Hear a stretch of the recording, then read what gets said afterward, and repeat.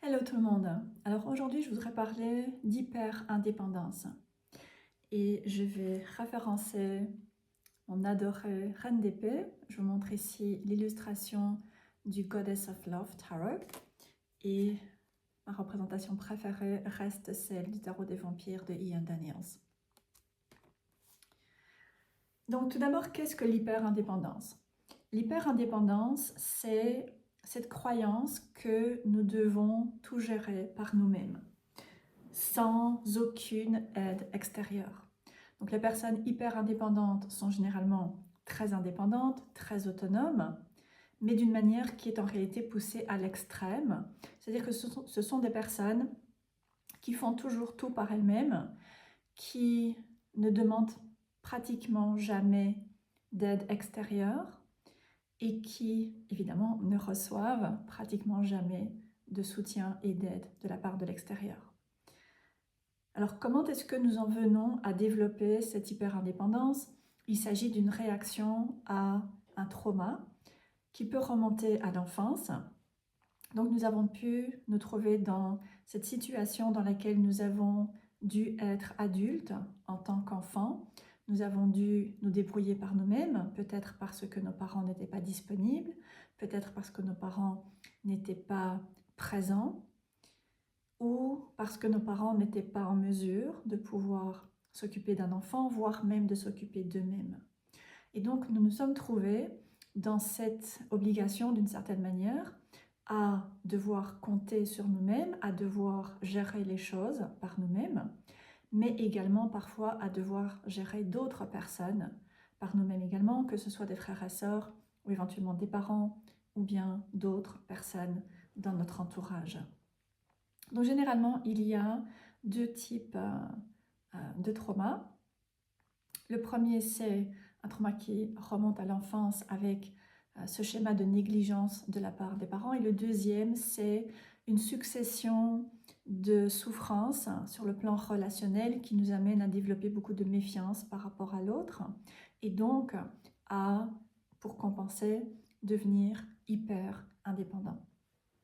Alors comment est-ce que se manifeste cette hyper-indépendance? Outre le fait d'être très indépendant et de gérer les choses par soi-même, eh bien, ça peut être ne pas demander d'aide, mais ne pas non plus accepter de l'aide lorsqu'elle nous est offerte.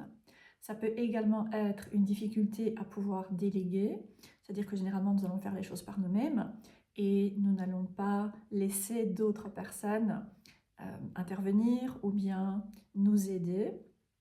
Ou bien nous allons être très contrariés lorsque c'est le cas et peut-être même refaire les choses à notre manière ensuite. Nous pouvons également créer des murs émotionnels, avoir tendance à vraiment nous braquer et être très retiré finalement, être très en retrait. Et ensuite, nous pouvons également développer des comportements de perfectionnisme et avoir des ambitions très élevées. Alors typiquement, les personnes qui ont tendance à être hyper indépendantes sont des personnes qui vont se mettre énormément de pression sur elles-mêmes pour justement essayer de tout gérer par elles-mêmes et de manière parfaite. Ce qui est évidemment totalement impossible, ce qui va inévitablement nous amener à perdre la bataille.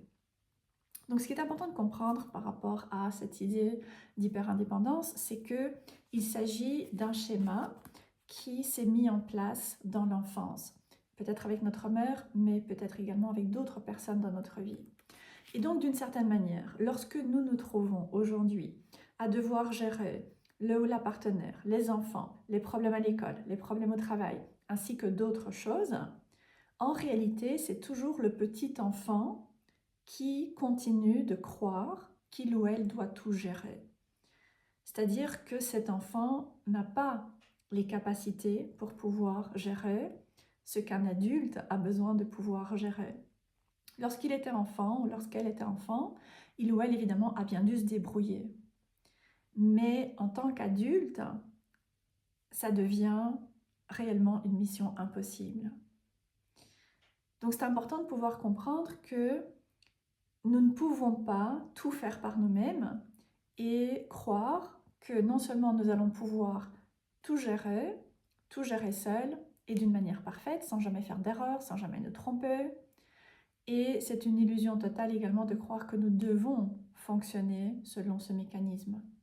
Les blessures de l'enfance, elles ont besoin de pouvoir être conscientisées pour ensuite nous permettre d'actualiser notre manière de fonctionner, nous permettre de réparer cette blessure de l'enfant qui quelque part n'a jamais pu être un enfant et remettre quelque part un peu tout le monde à sa place pour que nous puissions avoir cet enfant qui est pris en charge, qui ne doit plus s'occuper de tout seul, et pour que nous puissions également commencer à laisser l'adulte prendre plus de place et gérer les choses, mais également laisser d'autres personnes intervenir et apporter de l'aide et du soutien.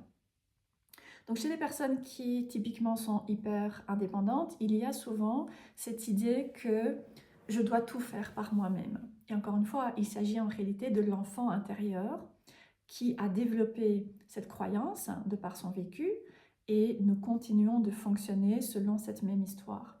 Et donc il y a cette idée de je dois tout gérer par moi-même. Et encore une fois, en plus, tout doit être parfait.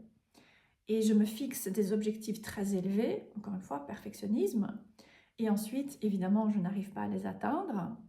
Et ensuite, je vais m'en vouloir et considérer que finalement, je ne suis pas comme je devrais l'être. Donc c'est vraiment un cycle qui est très négatif et qui vient nourrir beaucoup de négativité également dans notre vie, surtout dans notre discours mental.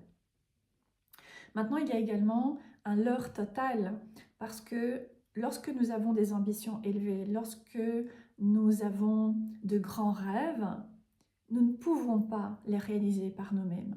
C'est une illusion totale. Comme on dit, seul on peut aller loin, mais ensemble, on va vraiment... seul on va plus vite, mais ensemble, on peut aller plus loin. Et même la première partie, je pense, n'est pas nécessairement juste. Donc, nous avons cette idée que, ok, je dois tout faire par moi-même, je dois tout gérer par moi-même. Quelque part, c'est une preuve que je suis parfaite, que je suis assez bien.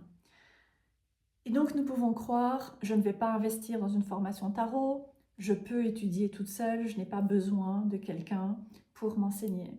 Je ne vais pas suivre une thérapie, je suis capable de changer mes habitudes toute seule, je suis capable de m'améliorer toute seule ou bien tout seul, etc., etc. Et donc, nous partons de cette idée que je n'ai pas besoin de l'aide extérieure et je vais m'en sortir par moi-même. Et nous pouvons effectivement nous en sortir par nous-mêmes. Mais justement, ce qui est à retenir ici, c'est que nous nous en sortons. Nous pourrions aller bien plus loin et bien plus vite également avec l'aide des autres. Donc personnellement, j'ai fonctionné sur ce mécanisme d'hyper-indépendance pratiquement toute ma vie parce que j'ai été obligée de jouer non seulement le rôle d'un adulte en tant qu'enfant, mais en plus de gérer plusieurs adultes ainsi que plusieurs enfants dans ma vie. Donc j'ai développé ce schéma d'hyper-indépendance que j'ai travaillé ces dernières années et c'est vraiment l'année passée que j'ai commencé à dépasser ce schéma. L'année dernière, j'ai demandé de l'aide, j'ai suivi plusieurs formations, j'ai suivi des accompagnements avec différentes personnes et ça m'a ouvert des horizons que je n'aurais jamais pu ouvrir par moi-même. Donc travailler avec les autres, ça nous permet tout d'abord d'aller beaucoup plus vite parce que nous allons travailler avec quelqu'un qui a déjà fait le chemin que nous souhaitons faire et donc qui va pouvoir nous donner des conseils et des techniques également pour pouvoir avancer à partir du moment où c'est quelqu'un de compétent, quelqu'un de professionnel. Donc nous allons avancer beaucoup plus vite, nous allons pouvoir aller beaucoup plus loin également parce que le but, la raison de travailler avec quelqu'un, c'est de nous amener à découvrir des choses que nous ne connaissons pas et que nous ne pouvons pas nécessairement découvrir par nous-mêmes, ou en tout cas ça nous prendrait énormément de temps, énormément d'énergie, etc. Donc l'intention c'est vraiment de pouvoir travailler avec quelqu'un pour aller plus loin, pour aller plus vite, pour ouvrir des portes là où nous n'en voyons pas, pour changer notre perspective sur les choses, pour changer notre regard sur les choses et ainsi amener une véritable expansion dans notre vie Et encore une fois, avec une certaine rapidité. Et il y a la grande majorité des personnes qui ont tendance à dire le temps c'est de l'argent, alors que ce sont deux choses qui sont totalement différentes en réalité. Parce que le temps, il est limité. Vous allez passer un certain nombre d'années sur cette terre, votre vie est limitée et à un moment elle va s'arrêter. Tandis que l'argent c'est une ressource qui est infinie, c'est une ressource qui est illimitée. Donc les deux choses ne sont vraiment pas les mêmes, elles ne sont vraiment pas liées. Ce que l'argent nous aide à faire, c'est à pouvoir investir pour encore une fois aller plus loin et aller plus vite également. Donc cette hyper-indépendance, à un moment, c'est important de pouvoir la confronter, c'est important de pouvoir l'examiner, c'est important de nous demander si c'est un schéma qui fonctionne vraiment pour nous ou bien si c'est, comme ça l'est en réalité, un schéma d'auto-sabotage qui nous amène à placer de très hautes ambitions, des objectifs très élevés, à croire que nous devons tout faire par nous-mêmes, de manière parfaite, et que ça va faire ça va faire de nous quelqu'un de parfait et d'une certaine manière qui mérite d'être aimé, parce que c'est tout ce que l'enfant intérieur recherche. Donc voilà, cette reine d'épée, elle a besoin également de pouvoir être réexaminée, elle a besoin de pouvoir être entendue, elle a besoin de comprendre également que c'est important de demander de l'aide et de s'ouvrir à recevoir. Je voulais terminer avec deux notions et j'ai noté dans mon journal. Je voulais parler de self-reliance and self-sufficiency en anglais, donc compter sur soi et être quelque part autonome d'une certaine manière. Donc pouvoir être autonome, c'est la capacité à subvenir à ses propres besoins, c'est-à-dire nourriture, abri, sécurité, santé. D'accord ? Je suis autonome, ça veut dire que je suis tout à fait capable par moi-même de subvenir à mes propres besoins de base. Et le fait de compter sur soi, cette idée de self-reliance, c'est la capacité à s'appuyer sur ses ressources et compétences pour résoudre un problème.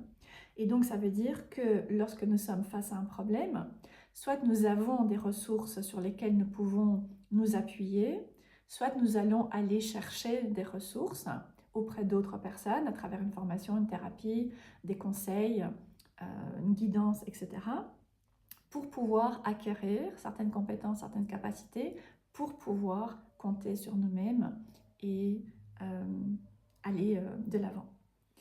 Voilà, j'espère que cette vidéo pourra vous inspirer.